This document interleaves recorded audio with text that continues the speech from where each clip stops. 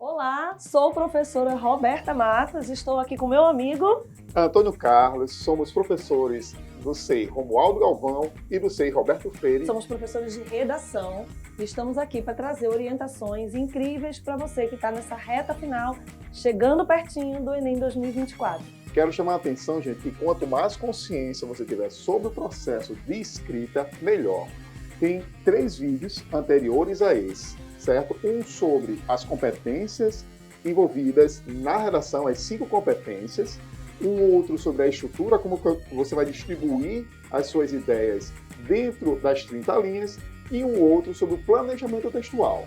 E hoje nós vamos falar especificamente de quê, Beta? Sobre os eixos temáticos.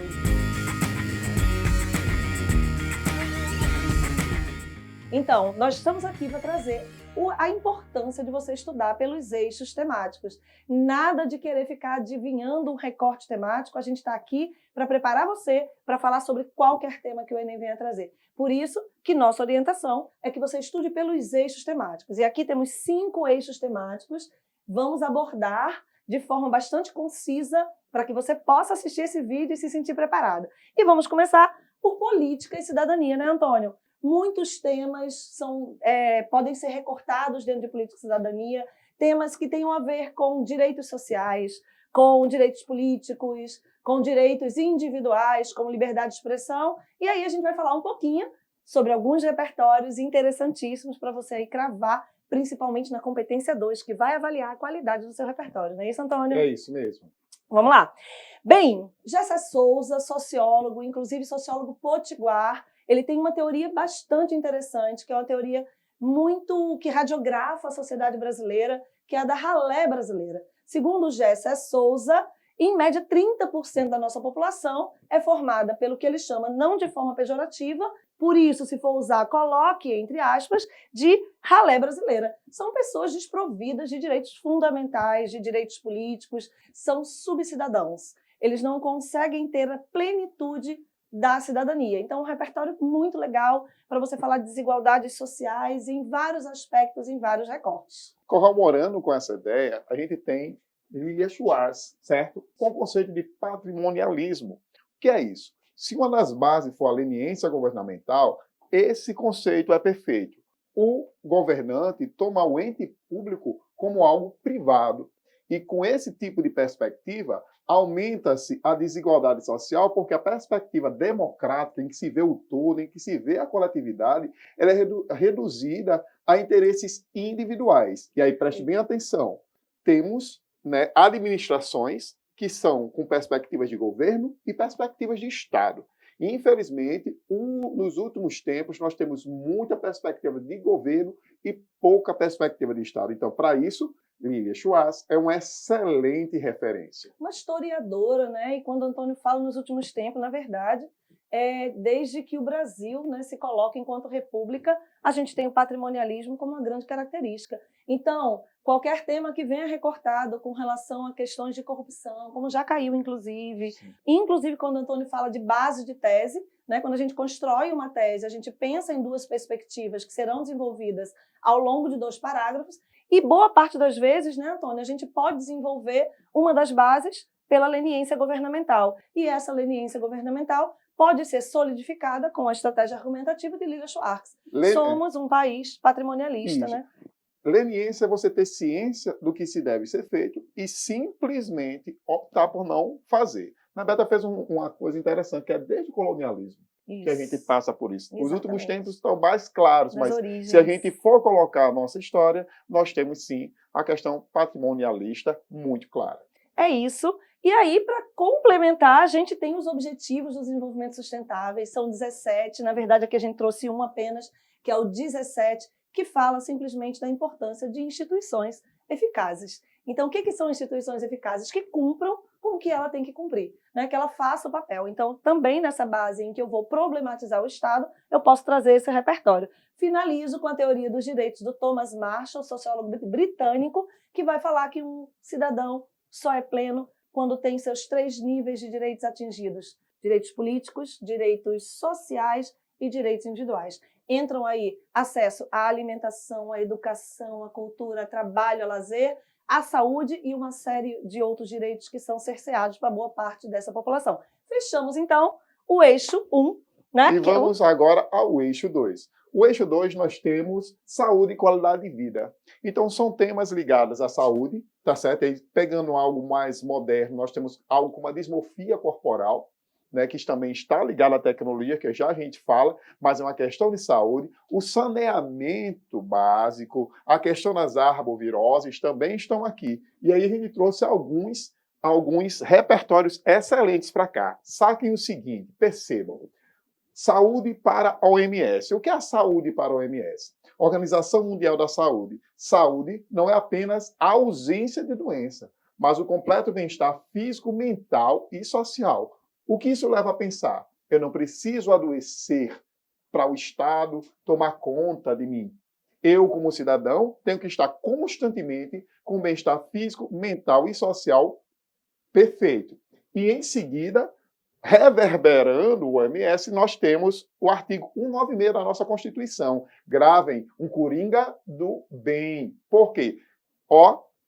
Saúde é direito de todos e dever do Estado. E a segunda parte, esse direito deve ser garantido o quê? Por meio de políticas públicas que evitem as doenças e seus agravos. Então, tudo que for relacionado à saúde está envolvido ao artigo 196, não é, Beta? Isso aí. E aí, complementando essa diversidade de repertórios, porque uma boa redação é uma redação que passeia por várias áreas do conhecimento, a gente tem a série Sob Pressão. Essa série, na pandemia, ela ficou muito conhecida porque ela trouxe a realidade da saúde pública no Brasil durante um período bastante complicado, que foi o período pandêmico.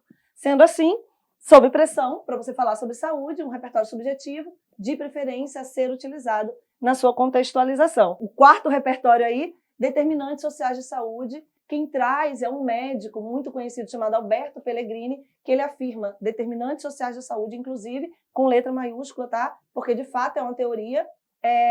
Ele defende que qualquer questão de saúde passa por determinantes sociais, ou seja, onde você trabalha, onde você mora, quais seus costumes, qual é o seu meio de transporte, isso vai determinar, obviamente, a saúde, a qualidade da sua saúde. E assim a gente fecha o ciclo 2, saúde e qualidade de vida. Vamos aí para o ciclo 3, educação, cultura e mundo do trabalho. Ciclo também interessante, inclusive abordado no ano passado, quando trouxe a questão do trabalho de cuidado, a invisibilidade do trabalho de cuidado realizado pela mulher. E a gente coloca a educação junto porque eles dialogam e os repertórios também podem ser utilizados tanto para educação quanto para trabalho. Para falar sobre isso, capital cultural, Pierre Bourdieu vai dizer que capital cultural é todo o conhecimento que você tem com valor de troca no mercado. E isso geralmente é construído onde?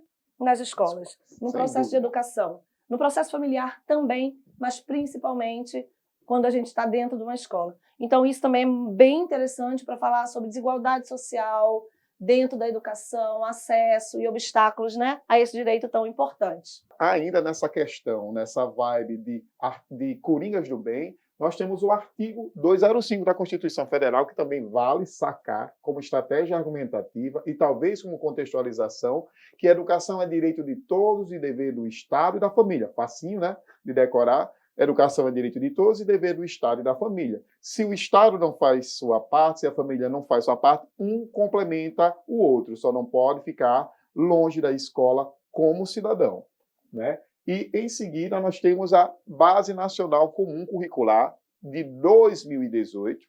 Ela rege todos os conteúdos, tá certo? Todos os objetos de conhecimento do primeiro ano, tá certo? Não, melhor, da educação infantil ao ensino médio, deixando claro, né, de norte a sul, né, de leste a oeste, o que uma criança, o que um adolescente deve aprender no nosso país. É isso, BNCC de 2018. E finalizando o nosso último eixo temático desse vídeo, a gente vai falar de um filme que é um clássico, quem não assistiu assista, Sociedade dos Poetas Mortos, filme que fala sobre a importância de uma educação disruptiva, de uma educação para a cidadania, de uma educação que não impacte na saúde mental desse adolescente, desse jovem, dessa criança. Conta a história de um professor que rompe todos esses paradigmas e, com isso, todo o enredo vai ser desencadeado, fazendo, se possível, uma analogia com o contexto nacional,